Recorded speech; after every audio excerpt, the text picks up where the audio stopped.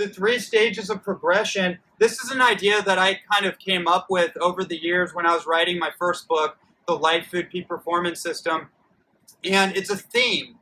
It's a directive, right? It can be very confusing with all the information being thrown at us to be like, man, like, okay, this is great, but how do I put it together, right? How do I put this, how does it all weave together? What's the practicality in my own life about this? How can I have a linear kind of approach so I know if I'm on the right track? That's one thing that comes up is like, we do all the superfoods and the raw foods and the herbs and the supplements and all that, but we're not sure quite if we're like on the right track or not, right? We need something that can guide us, like a guiding post, right? A navigational system. So the way I came up with this is that the first phase of progressing in your health transformation is detoxification. It's the cleansing, the purging, the releasing all the old obstructive materials that cement the body, that inhibit that energy flow, that transference, that channel of energy flowing through you, right? That's number one. And that's a metaphor too. It's not just the physical aspect, it's also the psychosomatic, it's the psychological, it's the emotional stuff. We know that your body carries the chemical memory of emotional patterns, emotional experiences, the wounds, the traumas that you've experienced. It gets patterned and crystallized into your tissues. You might notice that you have certain issues on the left side of your chest, right? Heart palpitations. You might notice like soreness in the left side of your neck. Has to do with the past, always looking in the past like this, right? The right side has to do with looking too far into the future, not being in the present moment, anxiety, worry, fear, right? Start to notice these subtleties, these chronic little aches and pains that come up. It's not just because of wear and tear. There's metaphysical imprintations that happen too, based on your past. So that's when like things like lineage cleansing come in, of understanding that we actually carry the genetic memory of our ancestors, which is a kind of interesting idea, right? The way I look at that is that each one of us is carrying the inspiration, the aspiration, and the vision and the goals of our ancestors. We are carrying the dreams of everything that was never possible in our ancestors' time, all the way back to the pharaohs. They never had access to the things we had access to.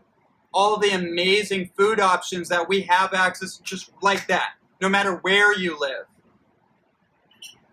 The lifestyle choices that we can have. I mean, just the idea that we can even have choice of our diet is amazing.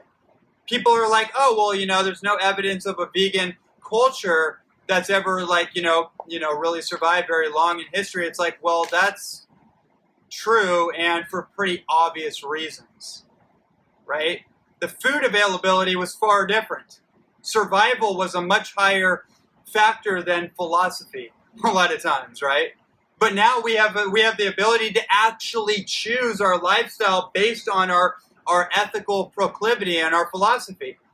If you want to be a vegetarian or a vegan, that option's available. If you don't, you can choose something else. It's totally up to you. That's the beauty of it, is that it's totally up to us to choose that. But in order to get to a place where we really find out if it's right for us long term, we have to clear the body. We have to cleanse the body, right?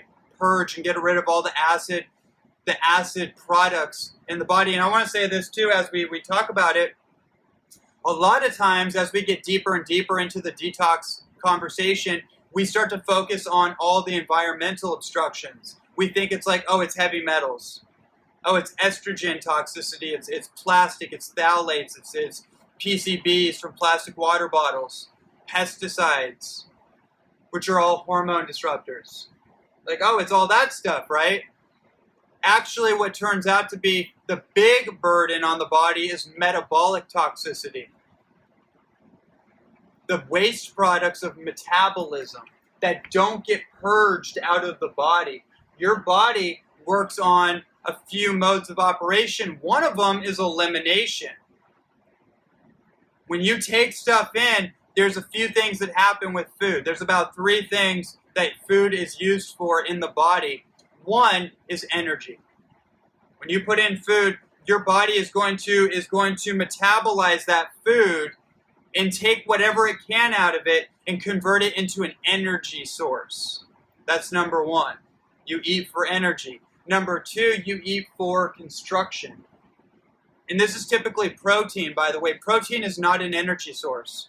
Your body doesn't use protein as energy. And if people eat too much protein, especially abrasive proteins and cooked protein, that the amino acids have been wiped out.